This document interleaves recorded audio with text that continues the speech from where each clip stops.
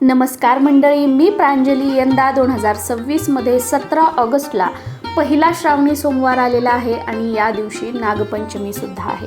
बऱ्याच ठिकाणी भावाचा उपवास हा नागपंचमीच्या दिवशी केला जातो, पण बऱ्याच भागांमध्ये नागपंचमीच्या आदल्या दिवशी हा भावाचा उपवास धरला जातो आणि तो नागपंचमीच्या दिवशी सोडला जातो। पण यंदा नागपंचमीच्या दिवशी तर श्रावणी सोमवार आलेला आहे। मग हा भावाचा उपवास कसा सोडायचा, कधी सोडायचा, जेणेकरून श्रावणी सोमवारचा उपवास पण आपला मोडला नाही पाहिजे। या दिवशी नागपंचमी सोबतच पहिला सोमवार असल्या कारणाने शिवलिंगाची पूजा कशी करावी, पहिल्या सोमवारची शिवामूठ काय आहे, ती कशी अर्पण करावी, किती वेळा अर्पण करावी, शिवामुठीचा मंत्र काय आहे, अशी सगळी माहिती या एकाच व्हिडिओमध्ये तुम्हाला बघायला मिळणार आहे। व्हिडिओच्या सुरुवातीलाच महत्त्वाची माहिती तुमच्यासोबत शेअर करते। आता बघा, सणावाराचे दिवस सुरू होत आहेत। दोन उपवास एकत्र येणं, दोन सण एकत्र येणं, मग अशा वेळेला दोन उपवास एकत्र कसे करावेत, ते कधी सोडावेत, दोन सण एकत्र आले, पूजा कशी करायची, पूजा मांडणी कशी करायची, पूजा विधी काय आहे, हे प्रत्येक जण वेगवेगळं सांगणार। यामुळे तुम्ही कन्फ्यूज होऊ नका।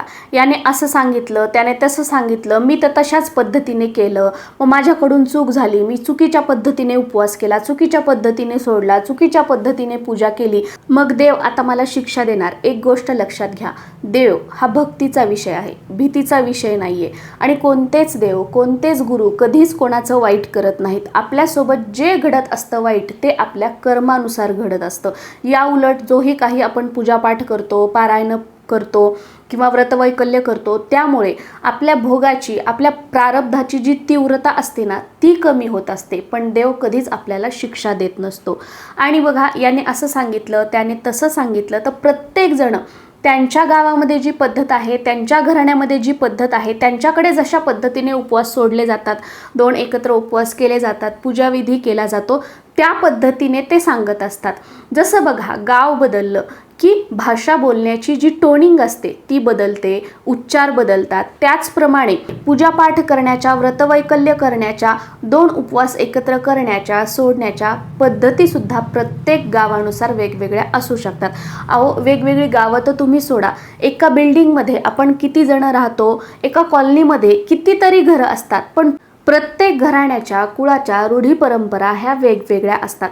त्यामुळे सर्वप्रथम असे दोन उपवास एकत्र आले, दोन सण एकत्र आले, तर तुमच्या घरातील जी मोठी मंडळी असतात त्यांना तुम्ही विचारा की असे दोन उपवास आल्यानंतर, दोन सण एकत्र आल्यानंतर आपल्याकडे कसा उपवास केला जातो, तो कधी सोडला जातो। आणि तुमच्या घरातील जी मंडळी पूर्वीपासून दोन उपवास एकत्र आल्यानंतर ज्या पद्धतीने सोडतात, त्या पद्धतीनेच तुम्ही उपवास करा व उपवास सोडा।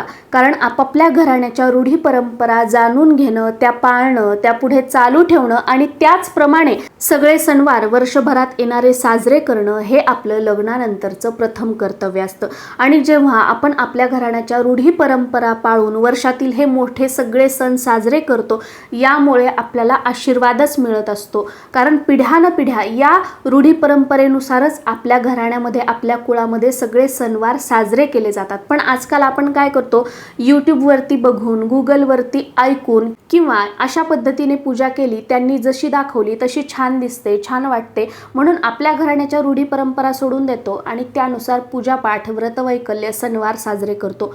पण हे पूर्णपणे चुकीचं आहे। आपल्या घराण्याच्या जेव्हा रूढी परंपरा आपण सोडतो आणि कोणीतरी सांगितलं आहे म्हणून किंवा कोणाचं तरी बघून त्याप्रमाणे आपण सणवार साजरे करतो, तर यामुळे कुठेतरी आपल्या घराण्याला दोष लागतो। आणि हा दोष फक्त आपल्यापुरताच मर्यादित नसतो, आपले मुलं, त्यांचे मुलं, त्यांचे मुलं, पिढ्यानपिढ्या हा दोष लागत असतो। मग बघा, आमचं कोणतंच काम वेळेवर पूर्ण होत नाही, घरामध्ये आजारपण आहे, पैसा टिकत नाही, कर्ज वाढत चाललेलं आहे, एवढ्या सगळ्या ज्या समस्या आहेत ना, त्या वाढत जातात। आजकाल बघा, आपण वेगळं राहतो, भरपूर पैसा कमावतो, तरी सुद्धा सांसारिक सुख नाहीये, घरामध्ये एकोपा नाहीये, प्रेम नाहीये, घरामध्ये इनमिन आहेतच 3-4 लोक, पण तेही सगळ्यांचे तोंड इकडे तिकडे, कोणी जवळ एकत्र आलं, बोलायला लागले की भांडणं होतात। हे सगळं कशामुळं, की आपल्या घराण्याच्या रूढी परंपरा सोडल्यामुळे। आणि हेच बघा, आपले आई वडील, काका काकू, मावशी, मामा मामी, हे आजही किती सुखी आहेत, आपले सासू सासरे वगैरे। का? कारण ते पूर्वीच्या ज्या रूढी परंपरा पूर्वीपासून चालत आलेल्या आहेत त्या पाळतात आणि त्यानुसारच सगळे सणवार वगैरे साजरे करतात। म्हणून आजही त्यांच्याकडे मनःशांती आहे आणि आपल्याकडे सर्व काही असून सुद्धा काहीही नाहीये, आपली झोळी रिकामीच आहे। त्यामुळे तुमच्या घरात जशी पद्धत आहे 2 उपवास एकत्र आल्यानंतर सोडायची, त्यानुसारच तुम्ही उपवास सोडा. मग ती पद्धत चुकीची किंवा कोण काय सांगतंय याचा विचार तुम्ही अजिबात करू नका. कारण मी स्वतःसुद्धा आमच्या घराण्यामध्ये ज्या काही पद्धती आहेत, माझ्या घरातील सासूबाई वगैरे मोठी मंडळी जी सांगतात त्यानुसारच आम्ही सगळं करत असतो आणि तेच मी तुमच्यासोबत शेअरही करते. आणि जर का तुमच्या घरातील कोणत्या मोठ्या मंडळींना माहीत नाहीये तर अशा वेळेला तुमच्या गावात तुमच्या आजूबाजूला विचारा. कारण आपल्या घरात माहीत नसल्यानंतर आपल्या गावात जी पद्धत आहे त्या पद्धतीचा आपण अवलंब करावा. आणि तुम्हाला तुमच्या घरातूनही माहिती मिळाली नाही, तुमच्या गावातूनही माहिती मिळाली नाही, तर अशा वेळेला मग तुम्ही यूट्यूबवर जे ऐकताय, गुगलवर जे वाचताय त्यानुसार तुम्ही पूजापाठ व्रतवैकल्य करू शकता. आता इथेच बघा, आमच्याकडे भावाचा उपवास हा नागपंचमीच्या दिवशीच धरला जातो आणि तुमच्यापैकी बऱ्याच जणांकडे नागपंचमीच्या आदल्या दिवशी धरला जातो. तर मग अशा वेळेला काय करायचं, आता दुसऱ्या दिवशी म्हणजे नागपंचमी आणि श्रावणी सोमवार एकत्रच आहे. तर अशा वेळेला श्रावणी सोमवारचा उपवास तुमच्याकडे दुपारी सोडण्याची पद्धत असेल तर तुम्ही दुपारी सोडा आणि तुमच्याकडे रात्री सोडण्याची पद्धत असेल तर तुम्ही रात्रीच सोडा. समजा श्रावणी सोमवारचा उपवास तुमच्याकडे दुपारी सोडण्याची पद्धत असेल तर नागाची पूजा करून घ्यायची, श्रावणी सोमवारची जी काही पूजा असते ती करून घ्यायची आणि दुपारी श्रावणी सोमवारचा उपवास व भावाचा उपवास जो काही आपण स्वयंपाक बनवलेला असेल पूर्णावरणाचा ते खाऊन सोडायचा आहे. सेम याचप्रमाणे नागपंचमीच्या दिवशी ज्यांना भावाचा उपवास आहे त्यांनी नागाची पूजा करून घ्यायची, श्रावणी सोमवारची आपली पूजा करून घ्यायची आणि तुमच्याकडे दुपारी उपवास सोडण्याची पद्धत असेल तर दुपारी उपवास सोडायचा आणि रात्री उपवास सोडण्याची पद्धत असेल तर रात्री उपवास सोडायचा. म्हणजे आपला श्रावणी सोमवारचाही उपवास सुटेल आणि भावाचा उपवास सुद्धा सुटेल. मग तो तुम्ही आदल्या दिवशी धरलेला असू द्या किंवा नागपंचमीच्या दिवशी धरलेला असू द्या, दोन्हीही आपले उपवास जे आहेत ते पूर्ण होतील आणि भावाचा उपवास हा आपला सुटेल, पण श्रावणी सोमवारचा उपवास हा आपला मोडणार नाही. पहिल्या श्रावणी सोमवारी पूजा कशी करावी हा व्हिडिओ ऑलरेडी मी तुमच्यासोबत शेअर केलेला आहे. त्यामध्ये सविस्तरपणे मी तुम्हाला पूजा करून दाखवली आहे. त्या व्हिडिओची लिंक खाली डिस्क्रिप्शन बॉक्समध्ये मी तुमच्यासोबत शेअर करत आहे, नक्कीच तुम्ही बघू शकता. श्रावणी सोमवारी शिवामूठ ही 3 वेळा अर्पण करायची असते आणि शिवामूठ कधीही कोरडी वाहायची नसते. शिवामूठ वाहण्याच्या 3 पद्धती आहेत. त्या 3ही पद्धतीनुसार पहिल्या श्रावण सोमवारी पूजा कशी करावी या व्हिडिओमध्ये मी तुम्हाला शिवामूठ अर्पण करून दाखवलेली आहे. शिवामूठ अर्पण करण्याचे 2 मंत्र आहेत. पहिला मंत्र या प्रकारे: शिवा शिवा महादेवा, माझी शिवामूठ ईश्वरा देवा, सासू सासरा दिरा भावा, नंदा जावा भ्रतारा, नावडतीची आवडती करा देवा.